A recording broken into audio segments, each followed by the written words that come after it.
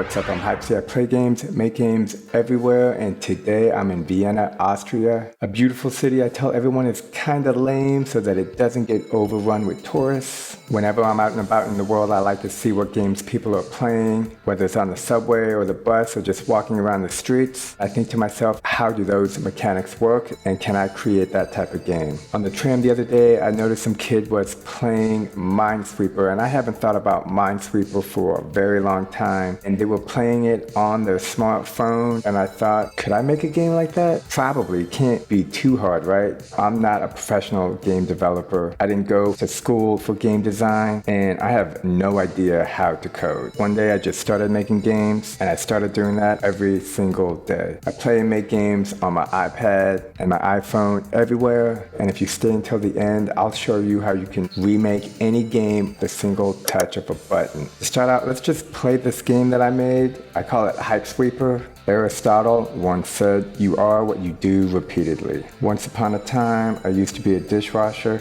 Another time I used to make pizzas. I could make 6 pizzas all in under 2 minutes. Lastly, I worked at an office space where I handled operational logistics about stuff I just didn't care about. What all these things have in common is that they all started somewhere, and with each step I got better along the way. One of the first books I ever read about game design is called The Art of Game Design, a Book of Lenses by Jesse Schell. Totally recommend this book, especially if you're getting started, because at the very beginning of this book, Jesse talks how to simply get started is by saying these magical words.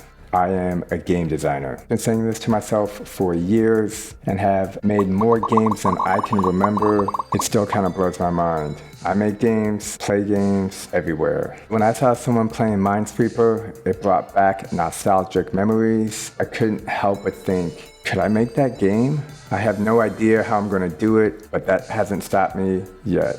I always thought it required a lot of coding, math, and all kinds of secrets that I just have no idea about. Apparently not, because this initial game took me about 3 hours to make, and I really hope I can get this. This one's got 1, 2, this has got 1. I think it's this one. Oh, got it. The original game took me about 3 hours to make, and then I went in and I added easy, medium, hard, which took an extra 2 hours. When I set these difficulty levels up, I didn't know how I was going to do it, so I just kept tinkering away until I got the mechanics to work. One of my favorite things about making a game is getting started. Sometimes you want to have a plan and follow that plan step by step, but other times, like arriving in a new city, you have to get lost a little bit before you find your way. Getting started can sometimes be the most difficult part, because when you have the potential to make anything, you can get stuck in the paralysis of analysis and make nothing. To overcome these steps, instead of thinking of the big picture of how the game works, the scoring, I focus and break down the elements of the game. What is the first and most simple step? And in MineSwiper, you have these cubes. They either have a mine or they don't have a mine. So that's where I started. First thing we needed was to add a cube that disappeared when we touched it. Let me show you an example. Here we have a cube. This is easy to do because there is a node called the touch node. Let's go into the object, hit advanced, and we are going to add this object touch node. This node has 3 components, a touch trigger, so if you touch it, something happens. Drag to ground, where the object gets dragged on the ground. Here's an example. And drag the camera, where the object moves around according to where the camera is positioned. For this game, we're going to be using the touch trigger, and that's what's used on all of the cubes. Next, we scale the size down to 0/0.15 seconds. Let's hit this plus sign, grab the scale, move it to 0/0.15 seconds. On touch start, we drag like this, select scale, and hit execute. And voila. With the scaler, there's a lot of cool effects you can add to it. One option is tweens. These are fun to play with. If you're not sure what they are kind of like a wave, and they change how things move. So that one was kind of quick and faster. This one's bounce. Now, when making the game out, we have what I designated a good cube. Pull this one over here and make it a bad cube. In the game, they'll actually be both the same colors, but here's a good place to differentiate while developing the game. The good cube will shrink down to its size and add a score to the game. But to do that, we go here and we add a broadcaster, which sends out a signal, and we'll call it score. And to help visualize this in the game, we have a broadcast receiver, change it to score, and add a text node, set it to number, put it in the center tap, and on signal receive a value, add 1. Okay, so that did not work, and that is because we forgot to attach the piece on touch start, broadcast execute, and now that data is sent just like that. And for the red cube, we can add a broadcaster that will send out a signal for game success. This is a simple part of making the game, but this is what helps me get started when being overwhelmed at the beginning, because looking at the big picture when you're on the very first step is intimidating. It's better to focus on that first step. We can see here that did a game over. I'm going to reset the view and I'm going to move these a little bit more like that. Let's go into the actual game and take a look inside the components of the bad cube. Go over here. Here we can see we got the object touch, the scaler, a broadcaster, all the things we covered. I also added a destroyer, which executes after the scale happens. And inside it looks like we have a simple animation. If we go over here, get that right angle, we can scale. You can see I put in a mine into the object, and this mine has a timer, a broadcaster, which signifies game success, and a simple animation so that the mine is moving. However, when you play the game, it looks like the mine is moving after you touch the bad cube, but it's actually moving the entire time. Here, let me show you an example. They look like they're moving in sync, and that's something I would want to change for later, but that's for later. I can do that when I'm on the bus somewhere. In this game, we have a broadcaster going to something called time, and that time is received inside the mine, which has a broadcast listener, giving it 1.5 seconds before it explodes. The reason this was done is because this cube is used throughout the game. This way, not just one mine explodes, but all the mine explodes when you select the bad cube. Next, what we want to do is go into the cube, select the mine, and the object group of the bad cube is red. We take a look at the good cube, we can see it has an object group color of green. In the good cube, we have pretty much the same setup as the bad cube, but instead of signaling for game over, we send out a broadcast signal for the score like we did in the earlier demo. Instead of having a mine in the cube, what we have down here is a text node. This text node is set to visible, 3D text, and always face camera. The type is set to number, and the format is just a regular integer number. But if you're making a game based on time, you can have multiple decimal points going after the 0, which works really great for racing games or speed time games. Just like the bad cube, the good cubes, these numbers exist below the cube and you don't see them until you select the cube itself. These purple spheres are what's counting the mines around each good cube. We select one of these, we can see that there is a collision trigger, which is one of the most basic nodes used when making any type of game. Counting the mines, we have all the mines set to object red, so we will be looking for red objects. To do this, we want to use a sensor in the form of a ball object. The collision nodes are often used when a player runs into a spike or a bullet hits a spaceship. Any collisions happening in your game, this is the best node for it. Pro tip, any object you want to be detected with the collision trigger needs to have some kind of physics with it, whether dynamic, unmovable, or kinematic. So let's set this one up here. Go to object physics. This one's set to dynamic. Let's move it to unmovable. This one's also dynamic. Let's move it up a little bit. And we can create this one, change it to blue, and let's make it a kinematic object. Go to advanced. The difference between an unmovable object and a kinematic object is that a kinematic object can move, but it has to be programmed to move, whereas an unmovable object never moves. So to program this to move, let's go in, add a move node, we'll turn it on, loop it, and set it to negative 0.05. So we got the unmovable, the dynamic, and back here we got the kinematic. When I was building this game and trying to get these purple spheres to detect the enemy object. I was having trouble. I wasn't sure why. I probably spent 30 minutes being very confused. It was simply because I did not set this mine to an unmovable object. I had it as no physics. If there's no physics, then no collision can be detected. When making games, there's often many ways to do the same thing.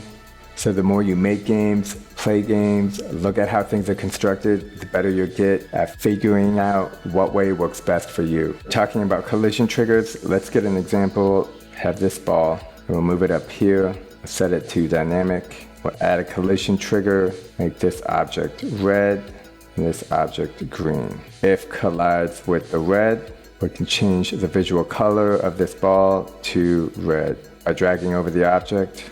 Let's add another collision trigger for green. Oh, I accidentally dragged it to the cube. That's not correct. We want to drag it to the ball itself because all these nodes exist within this character. Here we got on collision green to the character, affect the visual, material A, and make it green. This is the character. These are the basics. Visual A is cyan and visual B is black. We also want to add an object touch set to drag camera. Let's go ahead, move the camera a little bit like this. Set camera, hit play, characters turn red and green. Let's do that again. Now that we have a better understanding of collision triggers, we can see how this ball over here is simply set up to if collide with a red object, which is the bad cube and the mine, output to the text +1. These balls are set to kinematic. The bad cube is set to object red. Depending on how many mines are next to the good cubes, it will count that number in the text node below the good cube. Voila, we have our game mechanic for detecting the mines. An important thing to do is make sure that the text type is number, because if you have text, it won't work. When I originally completed this game, I was only detecting the vertical and horizontal for the mines because I forgot how the original MineSwiper was created. Luckily, when you make a game, you can get instant feedback. And a few people messaged me, left comments letting me know that the original game had diagonals, which I had completely forgotten. The cool thing about making games on your phone is I just sat on my couch and the setup was originally like this. So I just selected these on my phone, hit copy, and moved them like this. You have to remember when you're in a 3D world, you must look around in all 3 dimensions just to make sure everything is aligned and you have a good perspective. Maybe the setup seems simple, maybe it seems complicated, but when I started making this game, I had no idea what I was gonna come up with. I just broke everything down and started one step at a time. Once I had the bad cubes and the good cubes set up properly, we can start assembling the game. Before we spawn our objects into the game, I wanted a random way of spawning mostly good cubes versus bad cubes. To do this, we need to put the cubes we created into a container and make that container a reusable object. Let's go to the Scratch game and I can show you an example. Here, we just grab a container and we can see there's one up here. This has basic game over mechanics. Let's just put it to the side. This, we can put it in here like that.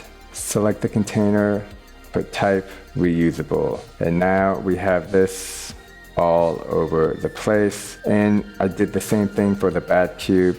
So you can touch the good cubes for the score. And if you touch the bad cubes, and get a game over. We can drag them into the game or we can call them using other nodes. And that's what we did in this game. Here I used a marquee node because they're great for when developing a game to visually see what you're doing. And this also is created inside a container and set to reusable. Once they are set to reusable, we can call them into our game, randomizing probability. To show how I did this, we set up a separate reusable container which will randomize the functions, calling good cubes about 87% of the time and bad cubes 13% of the time. Let's take a look. I ended up using a switch node with the probability distribution, which is my favorite way to organize randomness in a game. Here we can see that 13% of the time we go to spawner bad. Here we got the bad cube, and 87% of the time spawn good cube. The switch node activates the spawner. And to activate the spawner, You select the cube. We can see this one is going to the bad, and it is being spawned at itself. But the object to spawn is drag like this. Same for the good cube. The object to spawn, you just drag over to the container. You want to make sure you select the container and not the object itself. I've made this mistake many times. If you select the object itself, it will just spawn the object. But if you select the container, it spawns everything in the container, which is what we want. The great thing about this is it creates a dynamic gameplay which randomizes the board so no two games are alike. Here we can see that these are the spawning containers, and all I did here was just drag the cube into the game and then hit copy. And each one of these, 87% of the time will spawn a good cube, 13% of the time spawn a bad cube. Let's just go in here, we'll select all these. From here, you can just drag and drop. And if we wanted to make like a cool shape, we can make it like a, kind of like a Space Invader.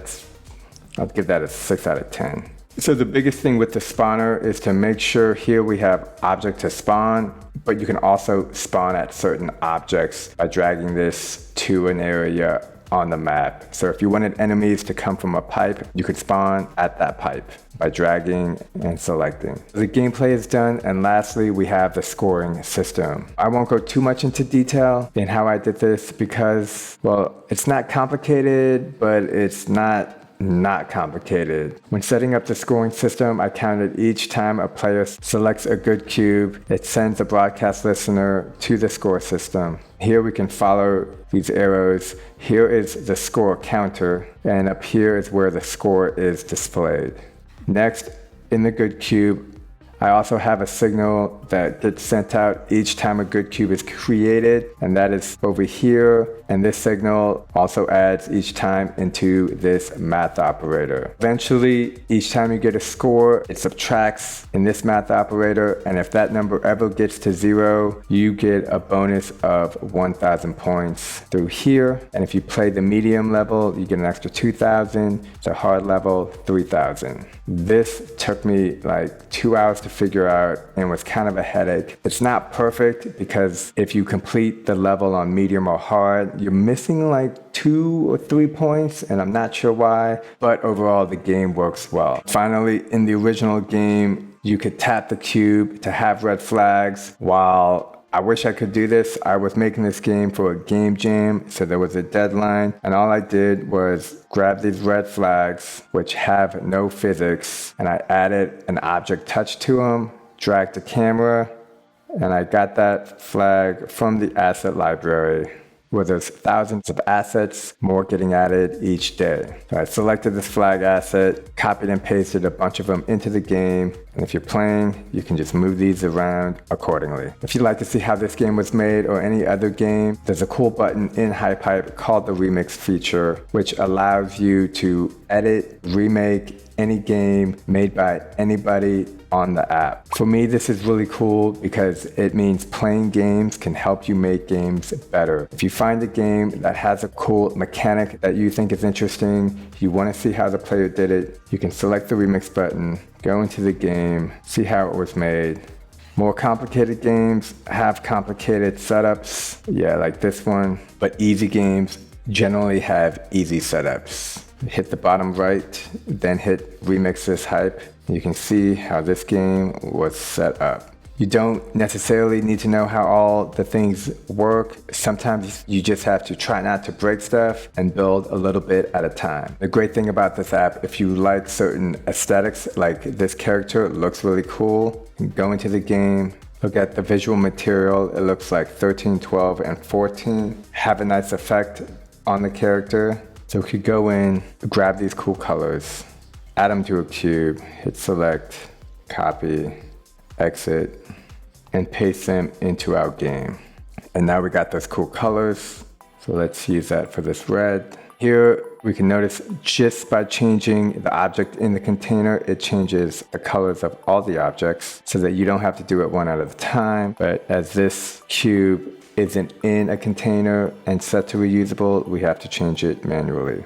There's lots of things like visual materials, physical materials. You could have heavy objects, light objects, bouncy objects. You can play with those settings. There's lots of things you can do. There's even cool particles. Be careful not to get overwhelmed, and the best way is to focus, start small, one step at a time. Making games is a process, and when making HypeSwiper, I find it fascinating that at the start I had no idea how I was going to build everything. One step at a time, I was able to find my way. Where it used to take me multiple months to make games for the App Store and Play Store, now it only takes hours, sometimes a lot of hours, but it's totally worth it. If you like to make games on iOS, Android, Windows, Mac, any web browser, check out hypehype.com/get access as they're currently accepting beta testers. Until next time, I'm Hype C. Stay safe out there and peace.